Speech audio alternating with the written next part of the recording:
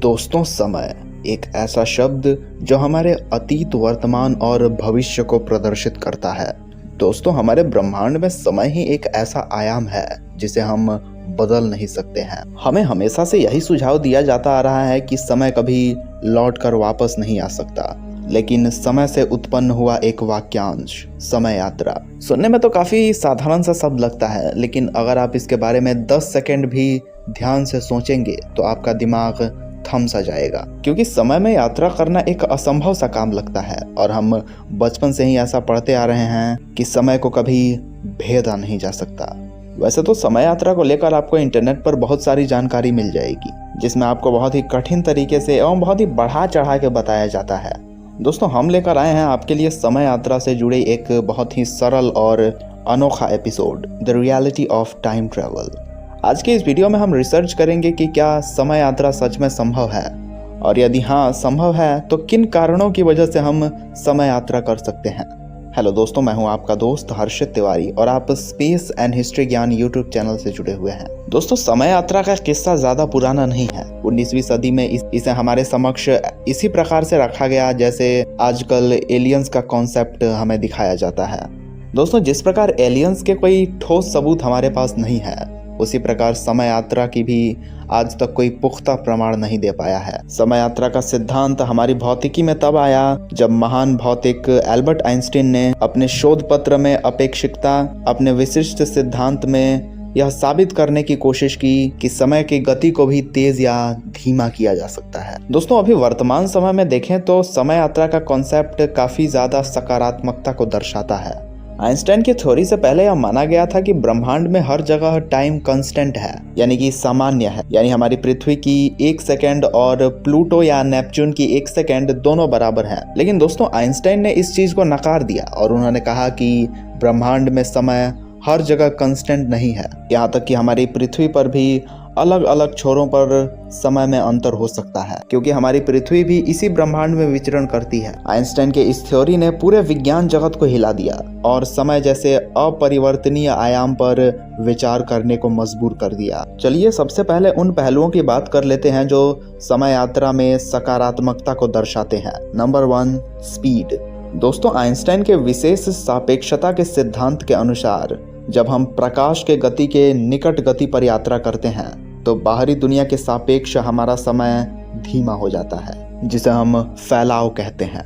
यानी आसान शब्दों में बताएं तो हम अगर कोई ऐसा यान बना लेते हैं जिसका वेग प्रकाश के वेग के बराबर हो, तो हम ब्रह्मांड में प्रकाश के वेग से यात्रा कर पाएंगे। इसका प्रभाव ये पड़ेगा कि जो मनुष्य यान में होगा वह यान के द्वारा 20 वर्ष की यात्रा करके वापस पृथ्वी पर लौटेगा, तब तक धरती पर 355 वर्ष गुजर चुके होंगे, क्योंकि पृथ्वी पर रहने वाले सभी लोगों के लिए तो समय की गति वही थी, लेकिन जो व्यक्ति यान में था उसके लिए समय की गति बहुत ज्यादा धीमी हो गई थी। हालांकि ये बातें सिर्फ थियोरेटिकल रूप से ही पॉसिबल है। Number 2, gravity. दोस्तों, समय यात्रा का कॉन्सेप्ट ग्रेविटी से भी मेल खाता है।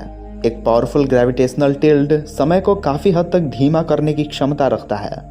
अगर आपने इंटरस्टेलर मूवी देखी हो तो आप इस बात को काफी हद तक समझ गए होंगे कि जिस चीज पर ज्यादा ग्रेविटेशनल फोर्स लगेगा उसके लिए समय धीमा हो जाएगा।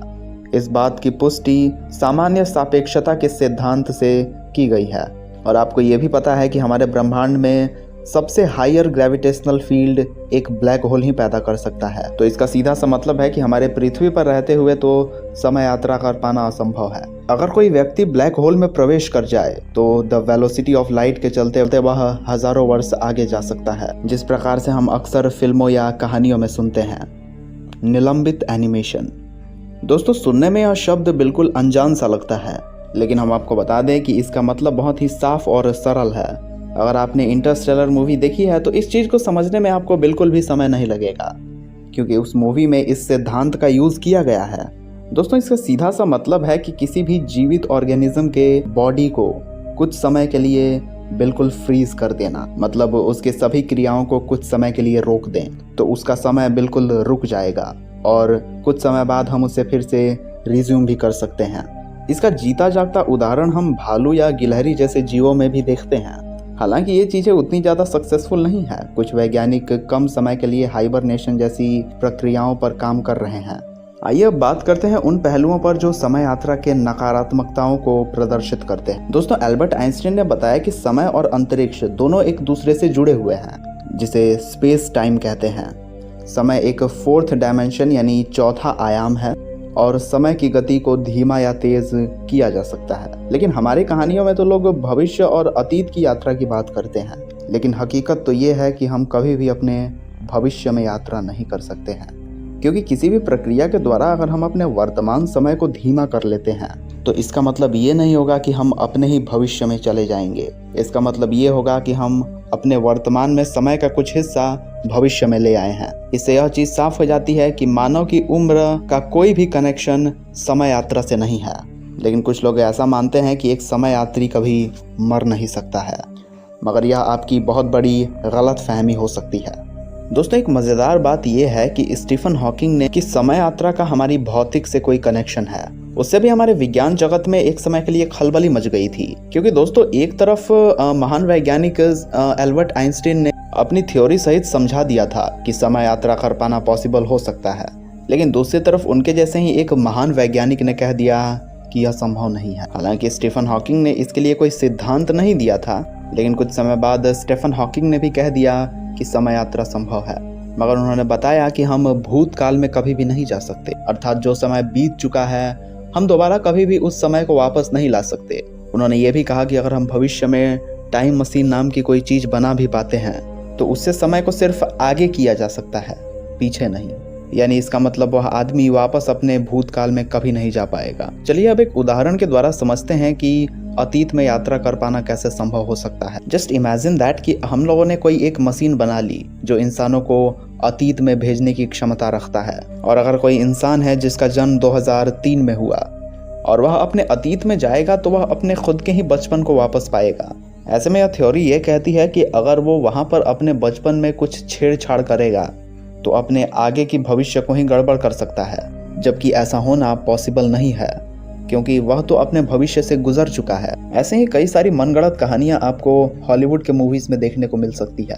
हालांकि वैज्ञानिक इसे किसी भी रूप में स्वीकार नहीं कर रहे हैं। इन सब चीज़ों को अगर ध्यान में रखते हुए हम कोई निष्कर्ष निकालें तो हम इस निष्कर्ष पर पहुंचते हैं कि समय यात्रा कर पाना 50% संभव हो सकता है। वैसे तो दोस्तों, समय यात्रा को लेकर कई सारी घटनाएं सामने आई है, लेकिन उनमें से किसी को भी हम सच साबित नहीं कर पाए हैं। अब इसको लेकर आपकी क्या विचार हैं? अपनी राय हमें नीचे कमेंट के माध्यम से ज़रूर दें। इसी तरह के वीडियोस के लिए आप हमारे चैनल को सब्सक्राइब कर सकते हैं। वीडियो में यहाँ तक बने रहने के लिए आपका बहुत बहुत धन्यवाद।